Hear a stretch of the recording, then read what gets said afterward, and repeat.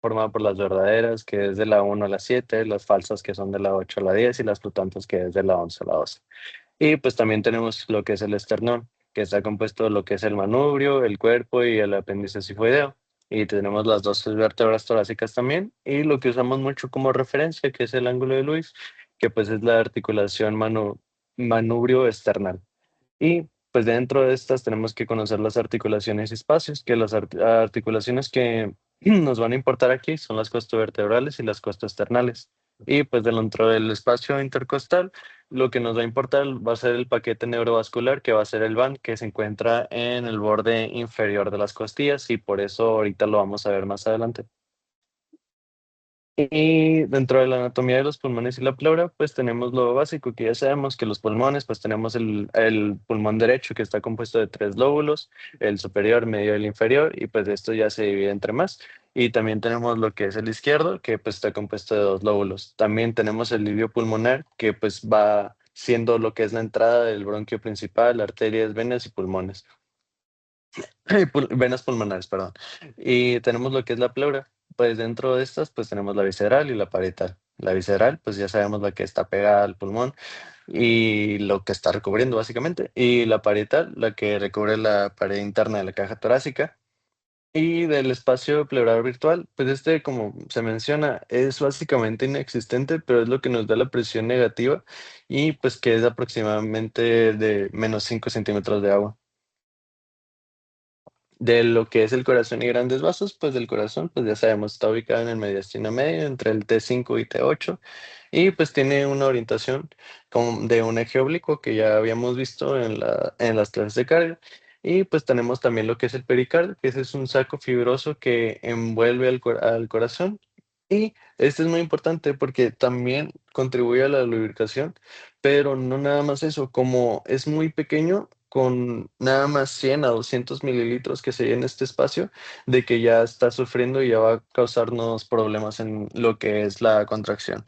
Y también tenemos los grandes vasos intratorácicos, que está compuesto por la aorta torácica, el tronco pulmonar, la vena cava superior y las venas pulmonares.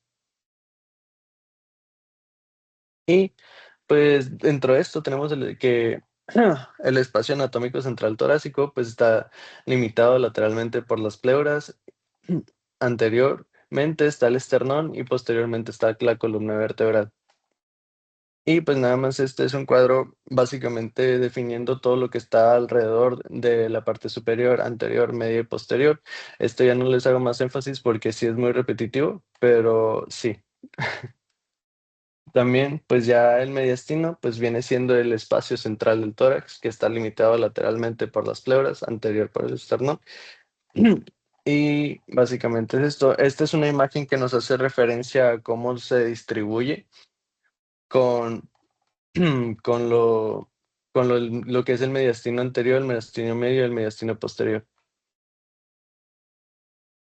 Y ahora sí, la definición y clasificación del trauma torácico. Básicamente viene siendo este conjunto de lesiones que afecta la pared torácica, la cavidad pleural, los pulmones, el corazón y el mediastino o los grandes vasos, como consecuencia de un mecanismo traumático. Existe lo que es el trauma cerrado y el trauma penetrante. El trauma cerrado básicamente viene siendo por compresión o desaceleración y pues viene siendo por accidentes automovilísticos, caídas de altura, aplastamiento, lesión por explosión. También lo que es el penetrante, pues como su nombre lo dice, pues que un objeto atraviesa la pared torácica, ya sea de arma blanca, proyectil de arma de fuego o accidentes laborales. Y ahora sí, entramos con el primero, Antes que de que es, te vayas, espérame poquito. Espérame poquito, regrésate al anterior. Cuando les llegue un paciente con trauma torácico, no se tiene que ver pues así como en las imágenes, no tiene que ser tan claro. Muchas veces es el accidentado que traía el cinturón de seguridad y le explotó la bolsa de aire y pues tuvo contusión en la caja torácica. Acuérdense con la anatomía, todos los órganos que hay en la caja torácica, cualquiera de esos órganos puede estar afectado, desde las costillas hasta las cosas más adentro como pulmones o todo lo que está dentro del mediastino, un poquito más arriba la vía aérea, por ejemplo, la tráquea.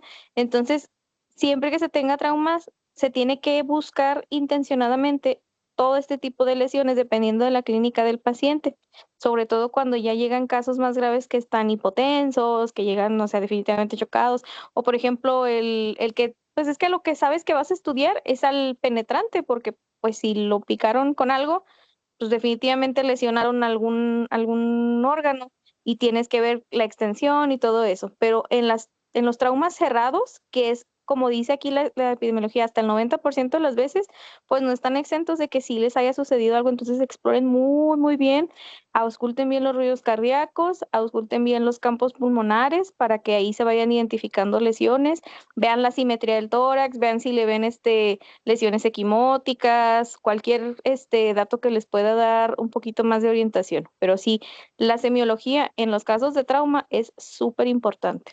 ¿Ok? Dale, Der. Bueno, ahora sí, pues tenemos lo que es el tórax inestable, que este se caracteriza por la fractura de tres o más costillas.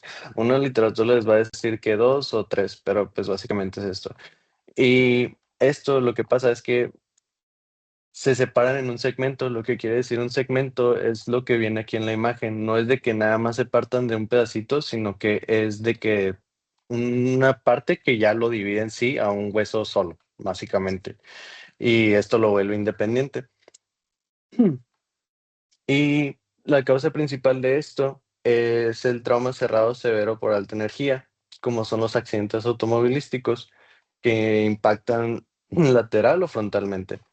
Y también las caídas desde 3 metros y aplastamiento torácico. Otras causas es la compresión súbita en pacientes con osteoporosis, que viene siendo más en ancianos, y también la reanimación cardiopulmonar vigorosa.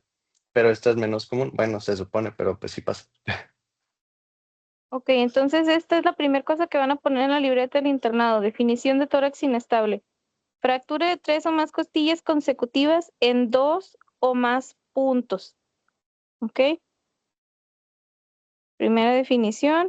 Y pues sí, como dice Edgar, no es tan común que pase esto en el RCP, donde sí pasa es en los pacientes de la tercera edad, pues por las cuestiones de la osteoporosis, y es lo que ustedes no tienen que tener miedo de que, ay, lo voy a fracturar. Pues acuérdense que ya está muerto, ¿no? O sea, pues no puede estar doblemente muerto. Entonces sigan dando compresiones, aunque sientan que hay ahí un crujido por las compresiones que le están dando.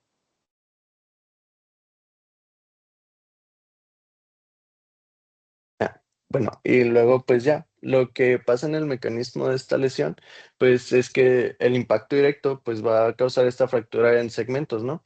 Y el segmento flotante lo que va, pierde la continuidad del resto de la caja torácica. Entonces, durante la inspiración, lo que va a pasar es que hay una presión intrapleural negativa. Entonces, el segmento flotante se mueve hacia adentro, como se puede ver aquí en la imagen. Y luego en la inspiración, pues se da esta presión positiva, lo que va a provocar que pues se vuelva hacia afuera y pues resultando pues en este movimiento paradójico. Y pues el diagnóstico principalmente viene siendo clínico, la presencia del movimiento paradójico visible o palpable, y también la confirmación radiográfica que viene siendo pues con radiografía de tórax. También lo que pues se menciona en la literatura es que el gold standard es un ATAC con una reconstrucción 3D, pero pues no creo que tengamos eso en ningún lado, la verdad. Y pues sí, también se menciona que se puede utilizar lo que es la ecografía torácica. Y hallazgos radiográficos característicos, pues viene siendo las fracturas costales segmentadas, la contusión pulmonar con una opacidad alveolar no segmentaria, y también puede llegar a ver lo que es un neumotórax y también un neumotórax asociados. ¿Qué te pasa, Naco? Claro que tenemos TAC con reconstrucción. Es ¿En parte serio? del... Sí, güey, nomás le dices al de rayos X que te ponga los huesos con reconstrucción, no sé, y ya, porque pues eso sí lo corre el programa. O sea, ahí no hay tanto pedo. Un ataque normal, sí. Si no se lo pones, pues como obviamente tiene que picarle más botones, no te lo va a poner, ¿no? Pero si le pones en la solicitud tomografía de tórax con reconstrucción ósea, porque estoy buscando pues datos de tórax inestable o fracturas tal y tal y tal, sí te lo hace. O sea, sí. Sí es parte de las funciones del tomógrafo normal, entonces no se preocupen, ese sí lo pueden pedir. Y lo más importante de esto, pues es que si tengo hueso flotando cerca de los pulmones, pues ¿qué le puedo hacer? Lo puedo perforar, le puedo hacer ya sea hemotórax o neumotórax. Por eso es importante que se identifiquen, porque pues estos casos son quirúrgicos. Estos los ve el cirujano de tórax específicamente. No vayan a cometer el error cuando estén en el internado, porque los voy a desconocer como mis hijos, de mandarle una interconsulta al ortopedista por una fractura de los arcos costales. Se van a reír de ustedes, se van a reír del servicio de urgencias, se van a reír de mí como docente. Entonces, no. Todo lo que sea de costillas, si no es un tórax inestable, es manejo conservador, y si es tórax inestable, lo ve cirujano de tórax específicamente. ¿Ok? ¿Sí, Edgar? Ah, bueno, ya al parecer sí tenemos reconstrucción en 3D, qué padre, la verdad. Luego, pues, el tratamiento, pues, en pues, tenemos que hacer analgesia, se puede llegar a hacer un bloqueo epidural torácico, que es el gold standard, pero si no, pues, también podemos hacer paravertebrales y también analgésicos sistémicos, ya sea que usemos opioides, ANS o ketamina. También se nos menciona que se puede usar el uso de oxigenoterapia con el objetivo de saturación de 92 al 94%, mayor a esto. Y también tenemos la ventilación mecánica si se llega a requerir. Y pues lo que es la fijación quirúrgica, que es una osteosíntesis de fracturas costales, como se puede observar ahí en las imágenes. Y ahora sí, pues ahora con lo que es el neumotórax simple, que básicamente viene siendo la presencia aérea en el espacio pleural, sin desplazamiento mediastinal ni compromiso hemodinámico significativo. Y puede ser ya sea espontáneo primario, secundario o traumático, que es la más común en un trauma. Y el primario viene siendo la rotura de Blebs o bullas subpleurales. Y pues esto causa una ruptura de espacios aéreos anormales. Y en lo que es el secundario viene siendo causas como el EPOC, fibrosis quística, tuberculosis o neoplasias. Y lo que causa es una ruptura del parénquima pulmonar enfermo. Y en el traumático viene siendo lo que son las fracturas costales con laceración pulmonar, herida penetrante o barotrauma. Y lo que va a causar es una comunicación entre el espacio aéreo y pleural. Y también, Espera un poquito, hijo. En este apartado de lo que va a ver en su libreta del internado, va a ser todos los tipos de neumotórax. Los van a poner así como en este caso no tienen que poner como que neumotórax simple y luego espontáneo primario, secundario, traumático, no. Nada más, quiero la definición de neumotórax simple y un dibujito de cómo se debe de ver, ¿ok? Si tienen oportunidad de encontrar radiografías, pues qué maravilloso, ¿no? Va a estar más sencillo para ustedes identificarlo, pero con que tengan como el dibujito y la definición, porque es neumotórax simple, neumotórax atención, entonces son varias definiciones que tienen que tener en el mismo apartado de esto de neumotórax, todas con su dibujito correspondiente. Sí, le veo. y pues la causa más común viene siendo la fractura costal que causa una laceración del pulmón. Y también está lo que es el mecanismo iatrogénico, que pues una colocación del catéter venoso central puede llegarnos a ocasionar esto, una toracocentesis, una biopsia pulmonar. Y pues también tenemos lo que es un neumotórax oculto, que es solo visible en TAC y pues y está presente en lo que es el trauma cerrado. Dentro de su mecanismo, pues se establece una comunicación entre lo que es el espacio aéreo del pulmón y el espacio pleural. Y el aire entra en el espacio pleural durante la inspiración y pues la presión negativa pleural se dispersa progresivamente, el pulmón colapsa por retracción elástica y el mediastino permanece en la línea media. Ahí da una reducción del volumen pulmonar ventilado y nos genera una hipoxemia al final de cuentas. Como estas imágenes se puede observar, en esta pues acaba de mencionar otra vez que en todo lo que es el mediastino no va a estar así bien, o sea, no se va a mover, pero pues sí lo que nos va a generar es una restricción, un colapso pulmonar. Y pues dentro de esto, pues en la radiografía, pues se va a ver así, como se observa aquí. Aquí abran la primera radiografía, en esa quiero que primero que nada cuando vean una radiografía de tórax identifiquen en dónde está la escápula, porque luego ven una de las líneas que son escapulares y dicen, no, tiene un neumotórax y pues no, ¿no? O sea, si se fijan en el hemitórax derecho de la primera radiografía, se marca una línea así que va prácticamente desde arriba hacia abajo. Entonces, en esa línea, mira, gracias por marcarla, hacia adentro se alcanza a ver muy bien la trama bronquial, se ve el parénquima pulmonar, pero hacia afuera se ve negro completamente, no se ve nada. Entonces esa es la forma más fácil de identificarlo. Si se van al pulmón contralateral y se van hacia la periferia, aunque se vea más poquito, se ve más gris, porque ahí hay también parénquima, o sea, está un poquito más de trama bronquial.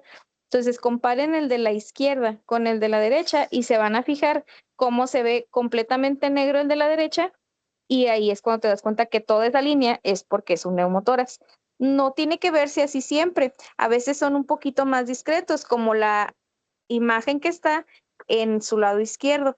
Ahí está marcado, pues está muy bien delimitado con la línea naranja y si se fijan solamente está como en la parte más apical. A veces es todavía menos evidente y se hace todavía más arriba, se ve así como que muy laminar, muy pegadito. Entonces tienen que empezar a agilizar su ojo clínico para poderlo identificar. A veces no se ve en la periferia, se ve alrededor de la silueta cardíaca, porque acuérdense que a final de cuentas el pulmón está rodeando al corazón, o sea, lo está como abrazando. Entonces, la pleura que se pudo perforar puede ser la que está en los segmentos más mediales que están en contacto con el corazón y ese es el lado en donde dices, ay, ¿por qué se ve más negro aquí de esta parte, por alrededor del corazón? Pues es por eso, porque hay un neumotórax que está de ese lado. No necesariamente se tiene que ver en la periferia, pero la mayoría de las veces ahí es donde lo van a encontrar. Y pues, ¿qué es lo que pasa? Que cuando lo auscultas no se oye nada y tienes hiperresonancia, como dice ahí a la percusión. ¿Ok? Entonces, por eso, exploración física es súper importante que la sepan hacer en tórax. Y, a ver, dale a la que sigue, Edgar. Ok, regrésate. Y estos pacientes pueden ser tanto los pacientes que tienen traumatismos o pacientes que pues así de la nada les dio un neumotórax, muchas veces asociados a neumonías. Tenían un proceso infeccioso y como que algo se irritó y pum, ya, tronó. Entonces, no es como que en ese momento el paciente se vaya a quedar sin aire y se empiece a ahogar, como ya les había dicho previamente. Esto es algo paulatino, poquito a poquito. Esa cavidad se va llenando más de aire, y por consiguiente, pues el pulmón empieza a colapsarse. Conforme se va colapsando más, pues hay menos espacios alveolares que tienen chance de estarse realizando el intercambio gaseoso y por eso es que desaturan, pero este no es así como que súper agudo y no te vas a dar cuenta en ese momento histórico de la vida en cuanto le pase el neumotórax. Es más, progresa un poquito más lento, contrario al que está en la siguiente diapositiva. Dale, Edgar. Sí, y pues del tamaño de en la radiografía lo podemos clasificar como pequeño o grande. Si es pequeño, este mide menos de 2 centímetros entre lo que es el pulmón y la pared costal en el ilio o apex. Y también grande, pues es mayor a 2 centímetros. O un colapso pulmonar mayor al 50% y ya tenemos el completo. Que también, pues como menciona la doctora, también esto ya no se los puse porque creo que ya lo tenemos en la libreta todos, pero lo de los síndromes pleuropulmonares, aquí va a haber disminución del murmullo vesicular, la hiperresonancia, la percusión, como dice la doctora, también a la plexación y amplexión va a estar disminuida del lado afectado de lo que es el tórax. Ok, listo. Y ya pasando al siguiente, que es el neumotórax atención. Este ya se considera una emergencia médica mortal en la que el aire entra al espacio pleural, pero no puede salir. Esto lleva a que se acumule progresivamente, lo que eleva la presión intrapleural por encima de la presión atmosférica, produciendo un desplazamiento mediastinal y compromiso cardiopulmonar severo. Este viene siendo el trauma cerrado también, el penetrante, iatrogénico y barotrauma. Esto no se los menciono otra vez porque básicamente vienen siendo las mismas causas como de los otros, pero lo que es muy importante aquí que se quede claro, este sí ya está comprometiendo todo. Esto lo que puede llegar a causar pues es un desbalance en lo que es el retorno venoso y todo eso. Entonces, este sí ya se considera una emergencia. Y también, lo que es la cascada fisiopatológica de este, hay un aumento progresivo de la presión, intrapleural, lo que hace que nos colapse el pulmón por completo y, pues, del lado afectado, obviamente, y lo va a generar este desplazamiento del mediastino hacia el lado contralateral. En esta presentación no se los puse, pero sí es muy importante que se memoricen esto porque no vayan a ver una telectasia y vayan a pensar que es otra cosa, porque la telectasia lo que tiene diferencia es que este se va hacia el lado, hay movimiento del mediastino, pero hacia el lado donde está afectado. Este es el lado contralateral y va a generar esta compresión pulmonar y también lo que es la compresión de la vena cava superior. Esto nos va a disminuir lo que es el retorno venoso del corazón. Y también da una compresión directamente al corazón, lo que influye en la que es disminución de la precardia y la contractibilidad. Por ende, nos va a disminuir el gasto cardíaco, causándonos un shock obstructivo, generando una hipoxia severa, una hipoperfusión sistémica y pues llegando al paro cardíaco. Y pues esto, aquí tenemos lo que es la triada diagnóstica que se nos presenta en lo que es el neumotórax de tensión, que es distrés respiratorio severo, una desviación de la tráquea contralateral y una hipoxia refractaria. Y dentro de los signos, viene siendo lo que es la hipoxia, la hipotensión, una taquicardia, una incurgitación yugular, la hiperresonancia a la percusión del hemitórax afectado y la ausencia total del murmullo vesicular. Y aquí podemos apreciar en una radiografía cómo se ve colapsado el pulmón, lo que es el pulmón derecho. Y pues se ve una hiperlucidez en esta zona. Ay, espera, déjame nomás conectar, porque no vi que no traía pila. Ok, si quieres, pásate una anterior, en lo que tú te conectas, yo les hago ahí una aclaración. Ve aquí, en esa precisamente. Entonces, si se fijan, esta es nuestra primer causa de las del módulo de trauma de parada cardiorrespiratoria, el neumotórax de tensión. Si bien les comenté que el neumotórax simple, el anterior, no era ah, rápidamente progresivo, por así decirlo, pues este sí. ¿Qué pasa en el neumotórax de tensión? Pues tienes un espacio virtual en donde no debería de haber aire, que se te está llenando de aire súper rápido con cada inspiración del paciente o con cada ventilación, porque a lo mejor el paciente está...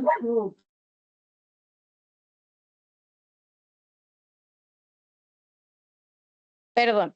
A lo mejor el paciente está siendo ventilado por los servicios de emergencia o algo así, y de pronto, pues cada ventilada que le da el paramédico, pues es aire que se está yendo al espacio pleural.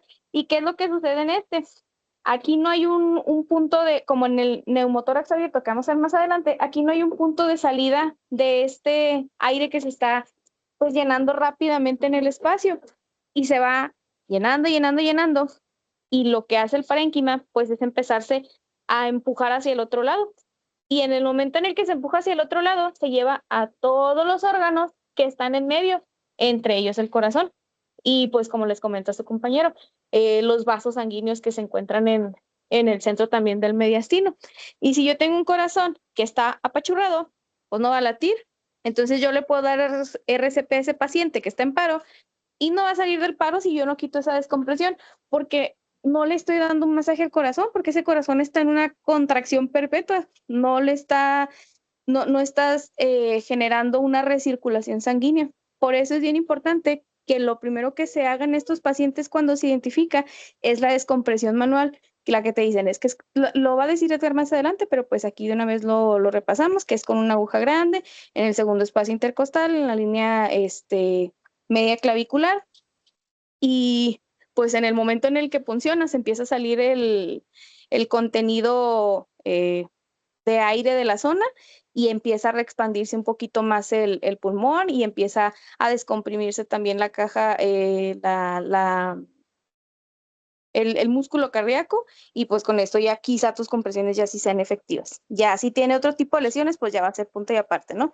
Pero el neumotórax de tensión, de volada se van a dar cuenta porque para empezar el tórax se ve súper asimétrico. Un lado lo van a ver completamente inflado y el otro lo van a ver normal. Y aparte que el paciente va a tener el antecedente de un trauma. Entonces, si ya sé que lo trae la ambulancia porque chocó, porque se cayó del techo, porque le cayó una pesa en el gimnasio, lo que tú quieras, o sea, pero que sea algo traumático y llega con la caja torácica con esas características y en paro, lo primero que voy a pensar es en un neumotórax atención. ¿Ok? Y estos pacientes, acuérdense, de nada me sirve porque, cayó en paro, vamos a intubarlo y vamos a hacer, no, o sea, si tú le das cualquier maniobra de ventilación mecánica o manual con el ambú, vas a perpetuar que se siga acumulando más aire en ese espacio y el paciente no va a salir de ese paro hasta que no le hayas, pues, descomprimido esa zona. ¿Ok? ¿Listo, Edgar? Sí. Ok, dale. Y pues también dentro de la imagen también tenemos lo que es la TAC. En la TAC se va a ver más evidente y pues es el gold standard también. Pero esta nada más es para mostrarles que pues aquí hay una hipodensidad marcada con un desplazamiento pues de los órganos mediastinales básicamente, como podemos observar aquí. Y ahora sí, pasándonos a lo que es el neumotórax abierto, pues esta es una comunicación directa entre el exterior y la cavidad pleural a través de un defecto de la pared torácica de al menos 2/3 de diámetro de la tráquea. Y esto es lo que está permitiendo la entrada y salida del aire durante la respiración, como podemos observar en la imagen. Dentro de su fisiopatología, pues es que durante la inspiración el aire entra tanto por la tráquea como por la herida y el pulmón ipsilateral colapsa completamente y da un efecto de balanza. El aire toma el camino de menor resistencia y dentro de lo que nos provoca es una ventilación ineficaz y esto va a llevar a una hipoxemia severa. Pues básicamente es simple. El tratamiento, pues vamos a tener que hacer un sello hermético, o que esté fijado nada más de 3 lados, para que básicamente llega haciendo colocando un apósito oclusivo y pues fijamos de 3 lados como se ve en la imagen, creando una válvula unidireccional. Esto lo que va a hacer es que en cuanto se dé la inspiración, pues se va otra vez a colapsar esta pequeña apósito oclusivo que pusimos ahí para que nada más en cuanto se dé la expiración, el aire pueda salir. Esto genera lo que es la válvula unidireccional. Y En el pues caso, dentro, ay, perdón. aguántame un poquito. En el caso del neumotórax abierto, pues es una lesión que está comunicando completamente con el exterior, ¿no? Entonces, aquí el paciente, si tiene menos probabilidades o pues no las probabilidades, salvo que suceda otra cosa que les voy a decir ahorita, de que se convierta en un neumotórax a tensión, porque literalmente el aire entra y sale, pues el paciente ahí está con su escape a través de la caja torácica, ¿no? Entonces les ponen ese parchecito, si se fijan, que nada más está cubierto por 3 lados. ¿Por qué? Porque si yo cubro el otro lado, entonces ya no va a salir el aire. ¿Y qué va a pasar? Se va a empezar a acumular ahí. Y si se empieza a acumular lo suficiente, entonces otra vez ya podemos empezar con la fisiopatología del anterior, que es el neumotórax a tensión. El objetivo de este es tener como que la herida lo más limpia posible y que todavía permitas la escapada del aire para que el paciente no tenga complicaciones hemodinámicas. A final de cuentas, el tratamiento pues, va a ser quirúrgico, porque lo tienen que cerrar. Pero mientras lo pasan a quirófano, tú lo tienes protegido y estás asegurándote de que la lesión siga respirando, por así decirlo, para que no se haga un neumotórax a tensión. ¿Ok? Entonces, en este sí hay una comunicación directa con pues con la pared abdominal, con la pared torácica, con la piel, o sea, sí hay una salida directa del aire. Y muchas veces también puede estar asociado, pues como es trauma abierto, a hemotórax. Entonces, en la radiografía vas a ver el espacio que tiene el neumotórax, en donde la pleura, pues, está, pues, llena de aire, y aparte se ve la zona radiopaca en la base, que te está diciendo que ahí hay sangre. Entonces, es muy común que se encuentren, cuando hay un neumotórax abierto, las dos lesiones, neumo y hemotórax.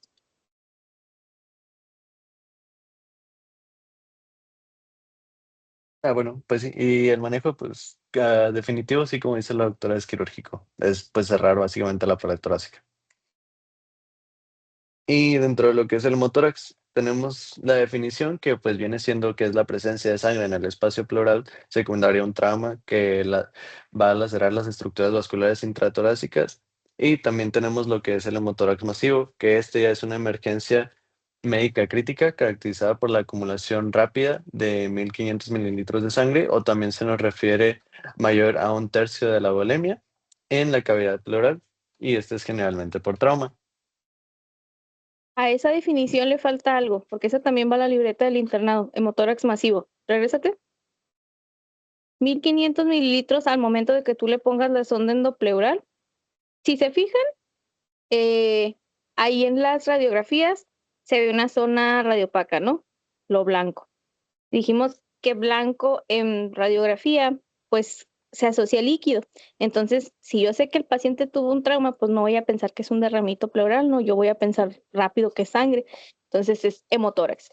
El tratamiento de los hemotórax es colocar una sonda de drenaje, que se conoce como sonda endopleural. ¿Para qué? Para sacarla. O sea, no hay manera de que esa sangre se reabsorba sola. Y entre más tarde en salir, más las probabilidades de que genere un foco infeccioso. Entonces, a fuerza se le tiene que colocar una sonda endopleural.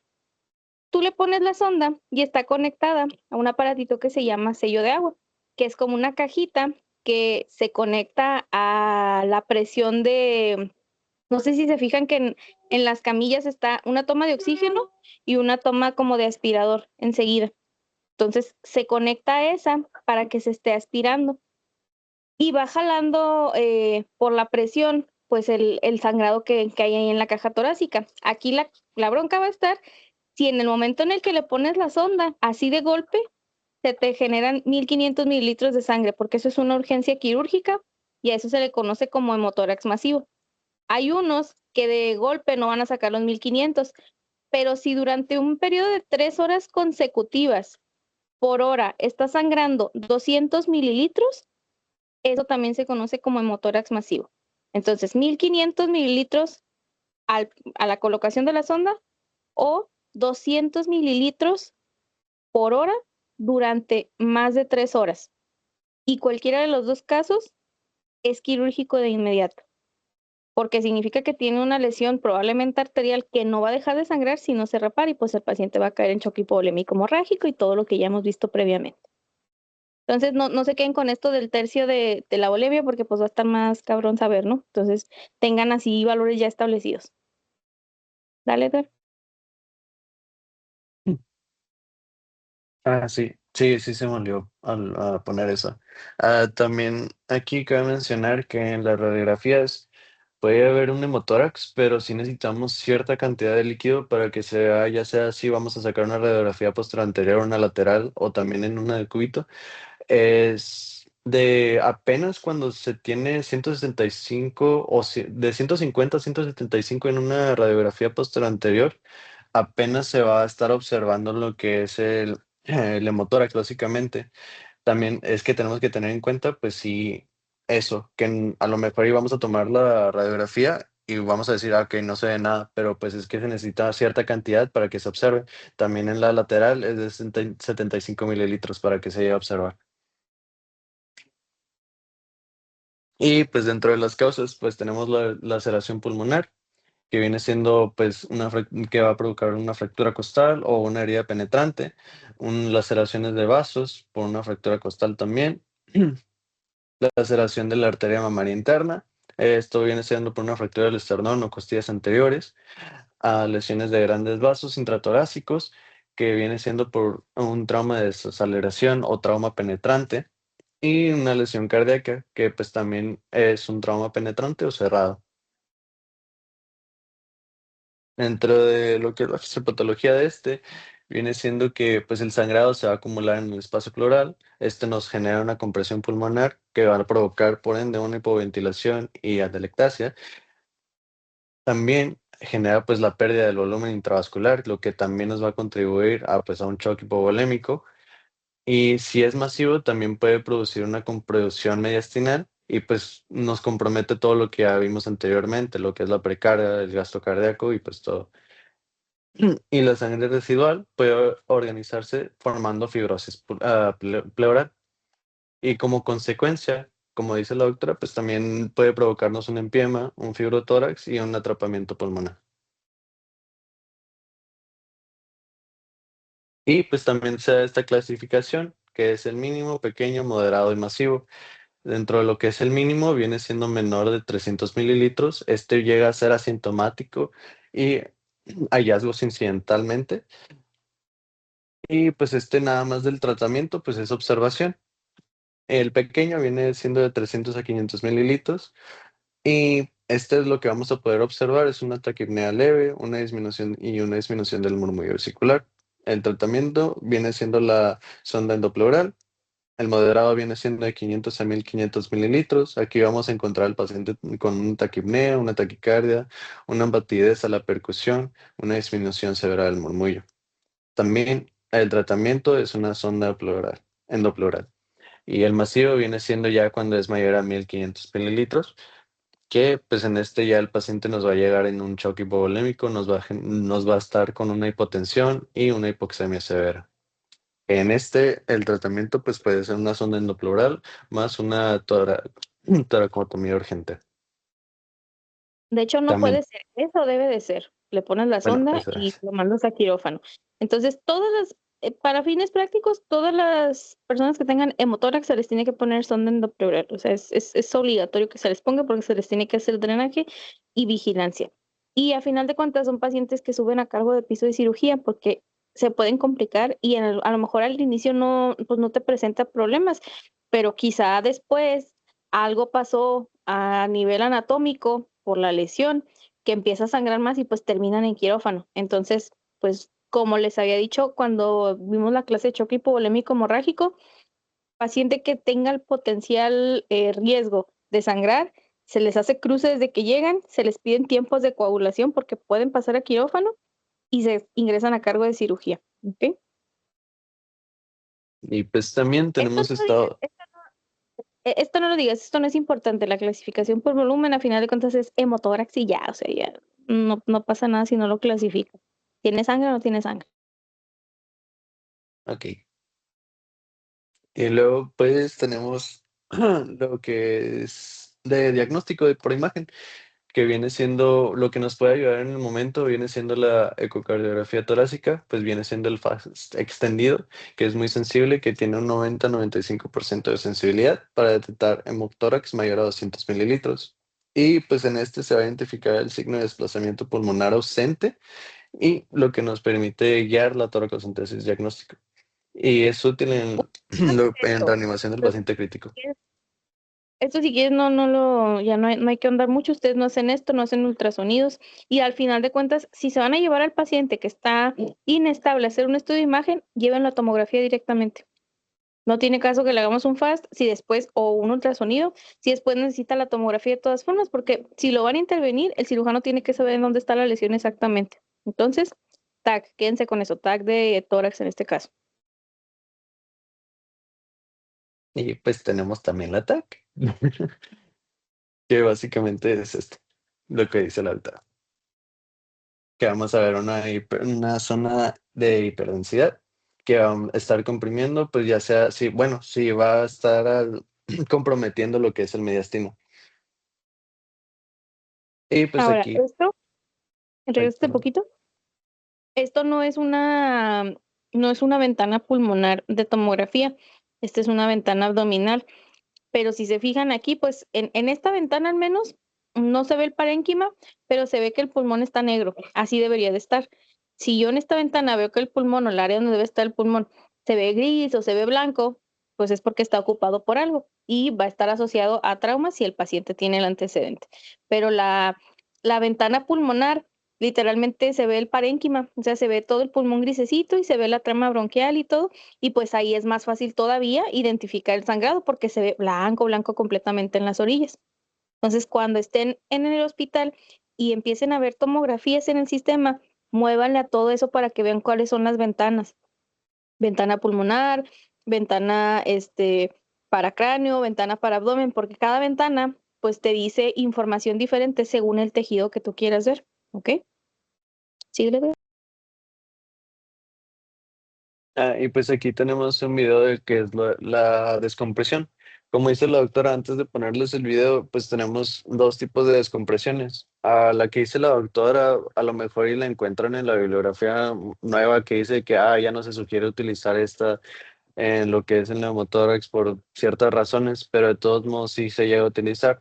Lo que es, se hace lo que es la punción en el segundo espacio intercostal, en la línea media clavicular, pero también tenemos el otro que se procede a hacer se llama triángulo de seguridad, pero viene siendo entre el espacio, entre el cuarto y quinto espacio, bueno, puedes utilizar el cuarto o quinto espacio intercostal, ahí es donde se realiza la punción, pero pues aquí les voy a poner el video para que se vea un poquito mejor esto. Bueno, así que perdón.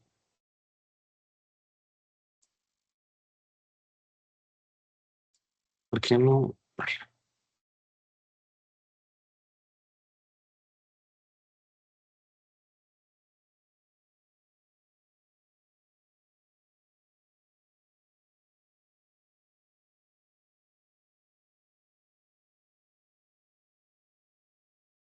La verdad no sé si se está escuchando, pero si no, pues me va a tocar explicarles con mis palabras. Veas, no se oye nada, no se oye nada, pero literalmente si se fijan, se hizo la asepsia.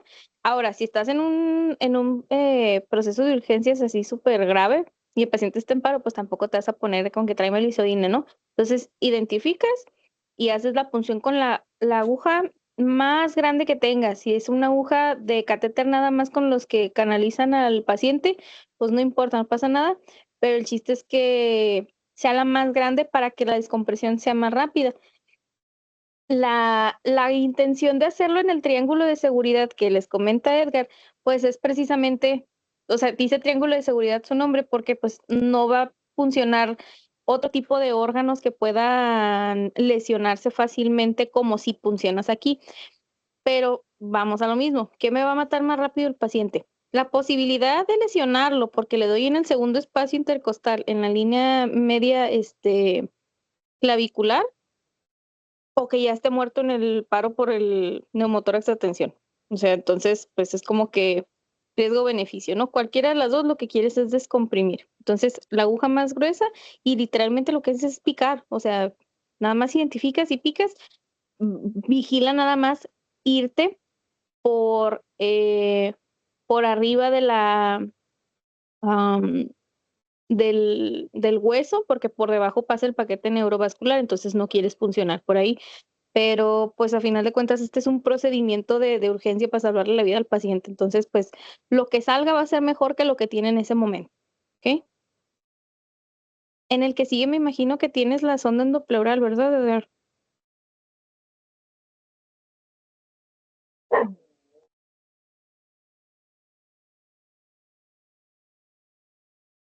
Edgar.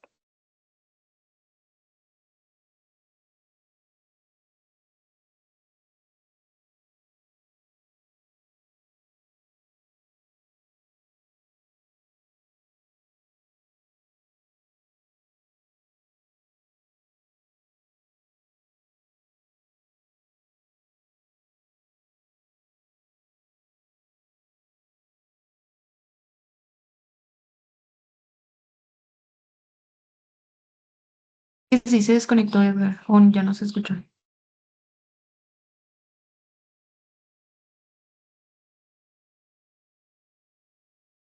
Ah, sí, efectivamente se desconectó.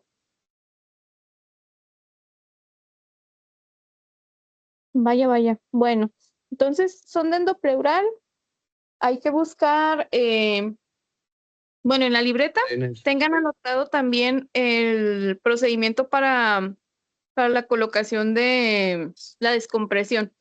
Pongan los dos lados, pongan la descompresión que se hace en el segundo espacio intercostal y pongan también la descompresión que se hace en el triángulo de seguridad para que tengan las referencias anatómicas, porque eso sí se los pueden preguntar también en los pases de visita. ¿Por qué no se hace en el segundo espacio? ¿Y cuál es el triángulo de seguridad? ¿Cuál es el objetivo de funcionar ahí? Y todo eso. ¿Ok? Y de la sonda endopleural específicamente, yo pongo sondas endopleurales cuando tengo neumotórax y cuando tengo hemotórax. salvo que el neumotórax esté súper chiquitito y sea espontáneo, que no sea por una causa traumática generalmente. A veces nada más con el puro tratamiento con oxígeno suplementario, con sus puntitas nasales, se resuelve solo y ya. Pero si yo ya estoy viendo que es un neumotórax importante, ya se alcanza a ver en la radiografía y está asociado al trauma, y sobre todo porque tiene sangre a lo mejor, siempre se va a poner la sonda endopleural. Necesito drenar y pues tener vigilancia del paciente. A veces el neumotórax es tan chiquitito, no sé si alguna vez han visto las ondas endopleurales ustedes, o sea, son unas pinches manguerotas grandes. Hay unas que son delgaditas, pero la gran mayoría son mangueras grandotas, porque el objetivo es que si tienen sangre, pues no se te tapen con un coágulo, que esté circulando la sangre de manera adecuada. Pero en caso de que nada más tenga puro aire, para no poner la manguerota, hay unas cosas que se llaman neumokit, que también vienen en una de las diapositivas de Edgar de más adelante. Los neumokit son una manguerita chiquita que también se coloca justamente en los lugares en donde tú funcionas para lo del neumotórax atención, en el segundo espacio o en el quinto, así exactamente igual. Y es una manguerita así súper, súper delgadita que se le deja al paciente con el objetivo de estar drenando o sacando el aire, pero de una manera más paulatina. Y así el paciente pues no tiene que estar conectado a la camilla forzosamente, no le duele tanto, hay menos riesgo de que les lesiones otro lado. No siempre vamos a tener neumoquites, afortunadamente, pero cuando el paciente sea candidato y se tenga, pues sí es una excelente opción para no dañarlo más sobre todo. ¿Qué pedo con Edgar? Ya no va a volver, ¿verdad? No, aquí está, aquí estoy. Es que no conecté en la laptop y se le acabó la pila, pero ahí ya la Hijo de conecté. la chingada. Eso me dijiste hace media hora y dijiste, ya voy a conectarla, ya porque se me está descargando, se me olvidó. Y No, todos confiamos en ti. es que no vi que la parte del cargador no estaba conectada. O sea, el cable no estaba conectado al cubito. Entonces ahí la Hazme regué yo. menso. Exactamente, todos mienten, malditos bastardos.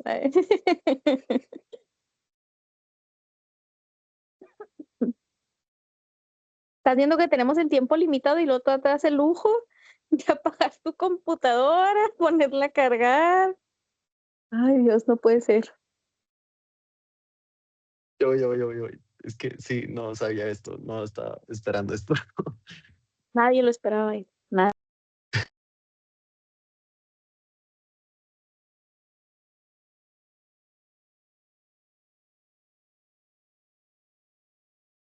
Ay, de verdad, no.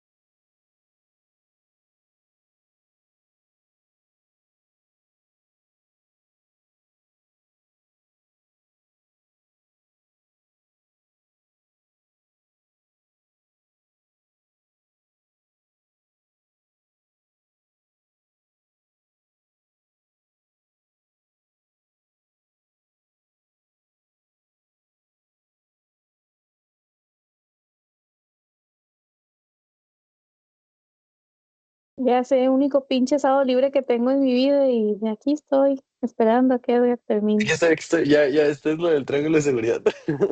Esto nada más es la función aquí.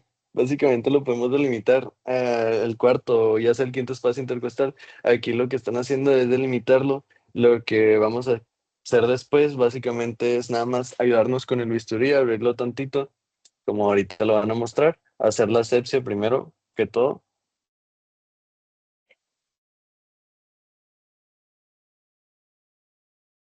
Le voy a poner los Oye, campitos. ¿qué No le puedo pinche poner en está por muerto? 5.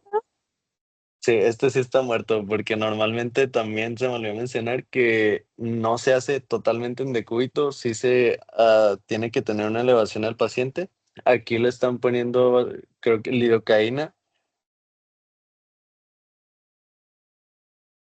La y lido luego se ahí, pone como subcutánea, ¿no? Así como que quede la ronchita del medicamento.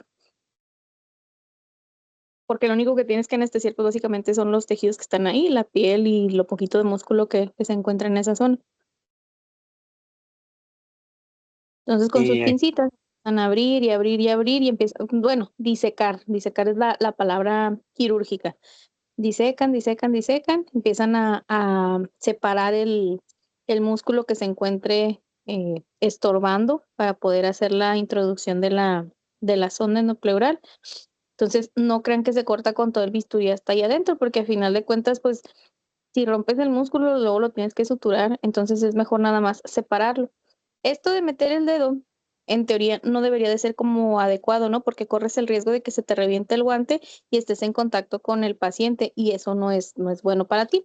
Pero muchas veces sí nos apoyamos porque a veces está tan duro el músculo o los tejidos que sí es necesario abrirte un poquito más despacio con la sonda.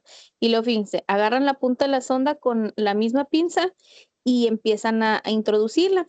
Al momento de que la introducen, cuando ya están en cavidad pleural, si es aire, van a escuchar o sea, si el ambiente también está calladito, ¿no? Van a empezar a escuchar cómo sale el aire como si fuera como un soplidito. Y si es sangre, pues inmediatamente va a empezar a salir sangre. Y lo único que tienen que hacer es suturar para que se quede amarrada la sonda de ese lado. Y en el cabo distal es el que se conecta a la succión que va conectada a la sonda endopleural, al sello de agua, perdón. Entonces, si se fijan, esta es una manguera bien grandotota. ¿Por qué? Porque lo que buscamos con ella es mayormente sacar contenido hemático. Pero si el paciente solamente tiene neumo, puede ser una de un calibre bien delgadito, casi casi del calibre de una sonda Foley, por así decirlo, de lo delgadito que está, porque lo único que quiero sacar es aire. ¿Tienes la imagen del neumo kit de pura casualidad? sí, no, ¿Quieres pásate ya eso? Pásate lo del neumo kit. bueno, nada Miren, más este es una, así se supone que tendría que quedar la sonda, ¿no? O sea, conforme tú la vas introduciendo, pero lo ideal es que si se fijan en la punta de la sonda hay unos hoyitos. Esas fenestras deberían de estar localizadas hacia la base, sobre todo cuando hay sangre, porque la sangre, pues por gravedad va a quedar en la base, ¿no? Entonces, si yo le dejo la fenestra arriba, cuando se acabe el contenido hemático más apical, ya no va a empezar a drenar la parte de abajo, entonces le tengo que dar dirección para que se quede en la base. Dale la que sigue. Ahí está el triángulo de seguridad. Dale la que sigue. este es una boquita. Es- Este es el neumoquit. Entonces, si se fijan, es esa manguerita súper chiquitita que está en el centro y esa que está, la aguja que está enseguida, pues es con la que funcionas. Entonces, ese dispositivo se queda ahí pegado con el paciente, está mucho más práctico que lo tengan porque pues yo creo que mide como 5 centímetros nada más y la ventaja es que no tienes que estar conectado a la pared con la succión. Entonces, si el paciente quiere ir al baño o algo así, o se quiere bañar o lo que tú quieras, pues lo puede hacer, o sea, le da más movilidad, pero solamente se puede usar cuando tengan neumotórax. Si hay hemotórax, no es candidato. Dale la que sigue. Este nada más es un video también poniendo el neumoquito. Si quieres, esos videitos mándaselos al grupo, hijo, porfa, para que los tengan ahí, que los vean con más detalle y que ya los puedan escuchar con el audio. Va. Dale lo que sigue. Esta es la otra causa de paro cardiorrespiratorio. También tienen que tener la definición en la libreta del internado. Dale, Fer.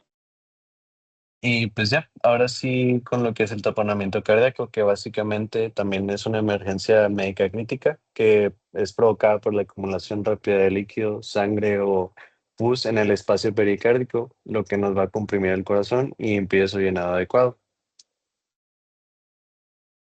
De las causas, pues también tenemos el trauma penetrante, que es el más común, bien, también lo que es el trauma cerrado y pues por iatrogenia. Dentro de su fisiopatología, pues el sangrado dentro del pericardio genera pues esta presión arterial. Al, el pericardio tiene poca extensibilidad, sobre todo, entonces lo que hace que progresa muy rápidamente, aumentando la presión intrapericárdica, disminuyendo lo que es el llenado ventricular y también, pues también disminuye en la diástole, lo que nos va a interrumpir lo que es el gasto cardíaco y pues, nos va a causar una disminución en la presión arterial sistémica. Dentro de estos tenemos la tríada de Beck, que la tríada de Beck está compuesta por lo que es hipotensión, tonos cardíacos apagados y la ingurgitación yugular. También tenemos lo que son los el pulso paradójico, que viene siendo la caída normal de la presión arterial sistólica mayor a 10 milímetros de mercurio durante la inspiración.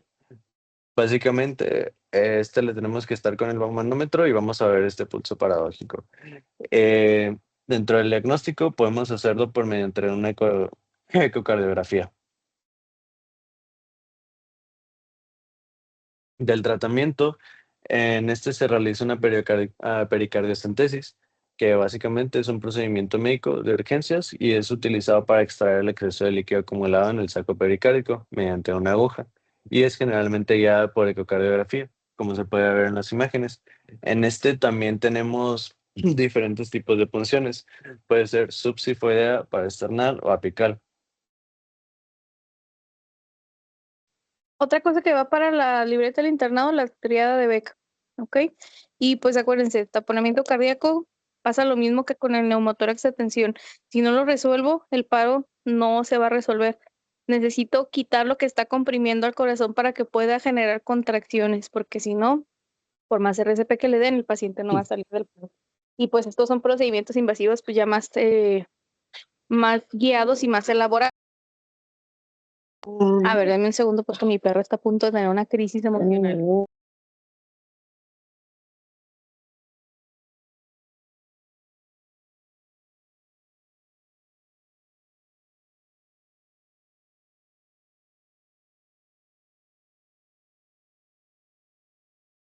Ya, perdón. Ok, entonces, si no punciono y no dreno el líquido que está en la cavidad, eh, si no dreno el líquido que está en cavidad, pues el paciente no va a tener la capacidad para tener una contracción efectiva y pues no va a salir del paro. Se tiene que hacer forzosamente guiado con ultrasonido. Esto sí no es así como que hacerlo al aire nada más. Es mucho más difícil que te encuentres a un médico en urgencias que pueda hacer esto porque no todos tienen ultrasonido desafortunadamente. Entonces, al menos aquí en México, estos pacientes sí tienen un muy mal pronóstico. Si tienes a alguien que tiene ultrasonido ahí a la mano, pues lo haces, ¿no? Pero de otro modo, pues te lo tendrías que llevar a rayos X. Y ustedes han visto que rayos X no es el servicio más amable del mundo, por no decir competente. Entonces, pues ojalá que no nos toque, porque sí, probablemente va a fallecer. Estos pacientes no les va nada bien, ¿ok? Sigue, Edgar. Y ahora es lo que es el paro circulatorio traumático. Sí cabe recalcar que no es un problema de conducción del corazón, sino que algo está pasando que nos está causando el paro circulatorio del corazón. Aquí cabe resaltar que lo que vamos a encontrar utilizando el electrocardiograma va a ser lo que es actividad eléctrica sin pulso, porque como les menciono, el problema no es de la electroconducción. Y Estos pues paros perdón. circulatorios, si quieres para resumir un poquito más, a estos les pasan mucho a los deportistas, a los que tienen una contusión torácica en deportes pues de contacto, o por ejemplo los de fútbol americano, o a los que les dan un balonazo en un partido de fútbol, soccer. Esto es lo que sucede, pues básicamente se les reinicia todo, ¿no? Y están en un ritmo de actividad eléctrica sin pulso. Y pues generalmente después de que les das un par de ciclos de RCP, como nada más fue digamos, un aturdimiento del corazón, pues con eso ya salen. La bronca va a ser que si el golpe fue lo suficientemente fuerte, por ejemplo, el músculo se pudo haber dañado y ahí sí ya va a ser otra cosa. Ahí ya vas a tener complicaciones mecánicas derivadas de eso. Entonces, pues sí, este es menos frecuente, pero pues en donde más lo pueden identificar es en los deportistas. Si quieres, pásate ya a la que sigue, Fer. Y también tenemos fases del paro circulatorio. Tenemos el momento del trauma, que pues puede llegar a causar una hemorragia masiva, una motorazotensión, un taponamiento cardíaco, una contusión cardíaca. Pero también tenemos lo que es la fase de compensación y la fase de descompensación. La fase de compensación nos habla que inmediatamente después del trauma, el cuerpo intenta compensar y el paciente no está en paro, pero está bajando lo que es el gasto circulatorio. Ya en la fase de descompensación, si la causa no se corrige en la fase previa, ya los mecanismos de compensadores se llegan a agotar y el paciente ahora sí nos entra en un paro circulatorio. Y ahora con lo que es el neumomediastino. El neumomediastino también se puede conocer como enfisema mediastínico, pero se define como la presencia de aire o gas en el mediastino, el espacio anatómico central del tórax que contiene el corazón, los grandes vasos, la tráquea, esófago, timo y ganglios linfáticos. El tipo puede ser espontáneo, secundario, traumático y atrogénico. En este tenemos una vía que es la vía alveolar, que es la más común y es especialmente espontáneo. Aquí hay un aumento súbito de la presión intraalveolar, ya sea por un esfuerzo, tos, vómito o el parto. Esto genera una sobredistensión de los alveolos marginales y por ende va a causar una ruptura de los alveolos en la región perivascular, genera que el aire escape al intersticio pulmonar y este se disecciona a lo largo de las vainas perivasculares y peribronquiales, lo que va a generar una migración hacia el mediastino y pues, por ende nos da la acumulación del aire en el mediastino. Otra es lo que es la vía traqueobronquial, que este es por un trauma erecto o procedimiento de laceración de la tráquea o bronquio principal, que genera una comunicación directa entre la vía aérea central y el mediastino, generando una salida de aire a presión positiva, generando la acumulación masiva y rápida del aire en el mediastino y pues genera un hemomediastino a tensión. Y también tenemos lo que es la vía esofágica, que es la menos común. Y esta es por una perforación esofágica, ya sea traumática, iatrogénica o espontánea. Y este va a generar la salida del aire y contenido esofágico hacia el mediastino posterior. Y también nos genera el neumomediastino con un riesgo de una mediastinitis, que esto nos va a dar una emergencia quirúrgica. Y es altamente mortal si no se trata rápidamente.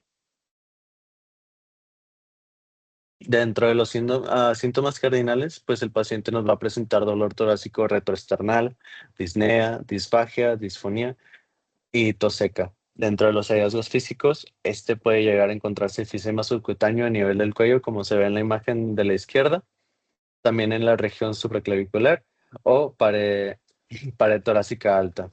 También tenemos lo que es el signo de Hammond y la disminución del ruido cardíaco y timpanismo precordial y signos de neumotórax. Si ustedes tienen un paciente que tiene un traumatismo de tórax y de repente a la palpación, porque acuérdense que no nada más es inspección y auscultación, tienen que palpar. Si palpan y le cruje la piel es porque eso es enfisema subcutáneo. Y si tiene enfisema subcutáneo es porque por algún lado llegó el aire ahí. Entonces tiene lesión de la vía aérea sí o sí en alguna parte de la vía aérea y hay que buscársela. En la radiografía que vieron anteriormente se ve como alrededor del corazón, la línea esta negra que les decía que también se puede presentar en los neumotórax. La única forma de saber 100% si es de la pleura o es en el mediastino es con la tomografía. Porque en la tomografía es en donde vas a delimitar todas las estructuras y vas a ver cuál de todas es la que está lesionada. La radiografía te puede dar así como que medio Bueno, pues aquí más o menos se ve. Pero les digo, si el paciente ya llega lo suficientemente grave para que lo tengas que llevar a estudio de imagen, hazle tomografía, no pierdas el tiempo en otra cosa. La tomografía me va a ayudar para diagnóstico y para dirigir el tratamiento en caso de que se vaya a quirófano. ¿Ok? Y esto que se ve aquí también puede pasar, por ejemplo, cuando les pones la sonda endopleural, si las fenestras están por afuera de la pleura, el aire se va a empezar a acumular en la piel. Entonces va a empezar a disecar todo el tejido celular subcutáneo y va a empezar primero en la caja torácica y luego va a subir al cuello y luego de repente los vas a ver así hinchados de la cara, como se ve el señor ahí en esa diapositiva. Y los aprietas y se siente así como burbujas, o sea, así cruje básicamente. Entonces, neumotórax, perdón, enfisema subcutáneo es sinónimo de que hay lesión de vía aérea o que está escapándose aire de algún lado. ¿Ok? Y dentro del diagnóstico por radiografía, pues podemos ver algunos signos. El gold standard sigue siendo... Ajá, tac. Ni digas lo del diagnóstico por radiografía, eso no es necesario. Tomografía.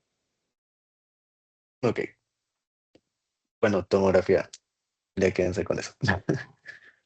De tratamiento de urgencias, pues es también la descompresión inmediata mediante una toracotomía anterior o mediastinotomía cervical. Y también tenemos la colocación del drenaje mediastínico. No sé si se hace todo junto también, doctor. Ese sí no sé. Y pues también el tratamiento de la causa.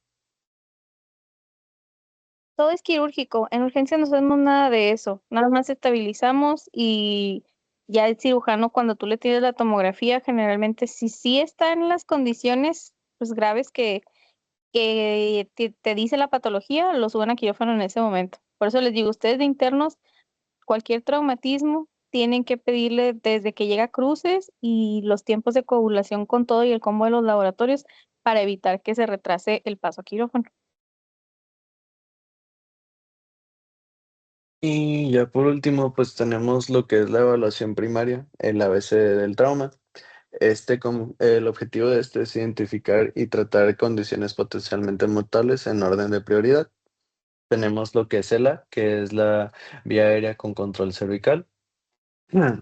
Las acciones clave de va a ser ver la permeabilidad, la aspiración de secreciones, maniobras de elevación de mandíbula y el collar cervical. Dentro del B es la respiración y ventilación, que es evaluar la frecuencia, la simetría, la saturación, la auscultación y buscar signos de lesión torácica.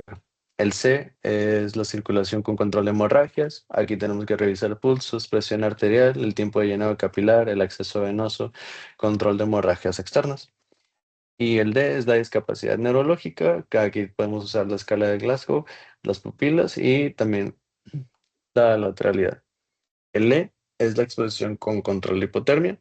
Aquí tenemos que remover toda la ropa y mantener la temperatura. Esto del ABCDE es lo mismo para todos los temas de trauma. En trauma de cráneo, pues se agregan las medidas del paciente neurocrítico, pero la vía aérea siempre va a ser prioridad. Si se tiene que intubar, se intuba. Si no se puede intubar porque tiene, por ejemplo, el neumotórax atención, se resuelve y luego por el estado neurológico, si se amerita, pues se intuba, pero siempre es vía aérea como principal. Luego, y todo se hace al mismo tiempo.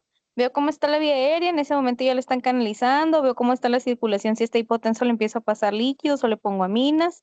Hemos dicho, no le voy a meter un chingo de agua, si no funciona con mis primeros bolos, le tengo que poner vasopresores y ya después lo demás. Ahora sí, vamos a ver cómo está, pues extremidades, vamos a ver si tiene ahí algún componente que de quemaduras y todo para retirarle que tal pedazo de ropa o que si le tienes que hacer un torniquete porque está sangrando de tal extremidad y así, o sea, pero lo principal es el ABC y el ABCD, póngalo también en la libreta del internado, ¿ok? Síguele, Edgar. Pásate esto ya lo habíamos dicho, 2 accesos venosos grandes, y todo esto se va haciendo de que conectas el ventilador, pones el monitor de la presión, la pulsioximetría, la sonda vesical solamente cuando no tenemos trauma de pelvis, que ahorita lo vamos a ver más adelante, y nasogástrica solamente si es necesario. Entonces, esto es básicamente lo que se hace cuando el paciente llega al choque y ustedes ya lo han visto. ¿Vale? Y pues Pues esto tampoco lo digas, esto es básicamente un resumen de todo. Conforme lo vas revisando y ves el mecanismo de lesión y más o menos le ves las lesiones, ya vas viendo qué es lo que vas descartando, pero todo es al mismo tiempo. Sabiendo todo lo que le puede pasar al tórax, ahí te vas a ir descartando uno por uno dependiendo del mecanismo de lesión, pero esto ya no lo digas, ¿vale? ya sería todo. Ok, muy bien. ¿Dudas con trauma de tórax? El módulo de trauma hasta cierto punto pues es un poquito frustrante en el sentido de que nosotros pues, literalmente solo estabilizamos y dependemos totalmente del servicio de cirugía. Entonces, muchas de estas lesiones, si no se reparan quirúrgicamente, el paciente se va a morir. Tú le puedes poner la sonda endopleural en 2 minutos, pero si era un hemotórax masivo y no pasa quirófano, el paciente se va a vaciar y se va a morir. Entonces, por eso es importante pues trabajar en conjunto con el departamento de cirugía. En el sentido del choque hipovolémico hemorrágico, aquí vamos a meter todo de lo que se habló. Cómo vamos a manejar la volemia, cuándo se va a hacer la solicitud del protocolo de transfusión masiva, cuándo poner los vasopresores, la dosis y todo. Estas dos van de la mano básicamente, porque pues aquí es una de las causas principales de choque hipovolémico hemorrágico, el trauma. ¿Ok? Entonces, van a poner o se pone en práctica los conocimientos de todo lo que se ve de las lesiones de trauma y de tórax, de que si tengo que reparar el neumotórax, que si tengo que drenar el hemotórax, que si es un tórax inestable y le tengo que hablar al cirujano y todo, pero al mismo tiempo tengo que estar vigilando que no se me choque por la hemorragia para meterle todas esas medidas. ¿Ok? Y de que si se intuba, porque ya tengo todos mis criterios de intubación orotraqueal y que no solamente entra el componente respiratorio, sino también que el lado y todo eso. ¿Sale? ¿Alguien tiene dudas con el tema?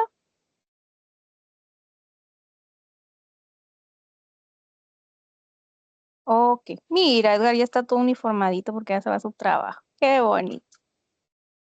Está bueno, pues. Voy a cortar esta llamada para que se acabe lo de tórax y empezamos con TCE, para que estén las clases separadas. ¿Sale? Dale, pues.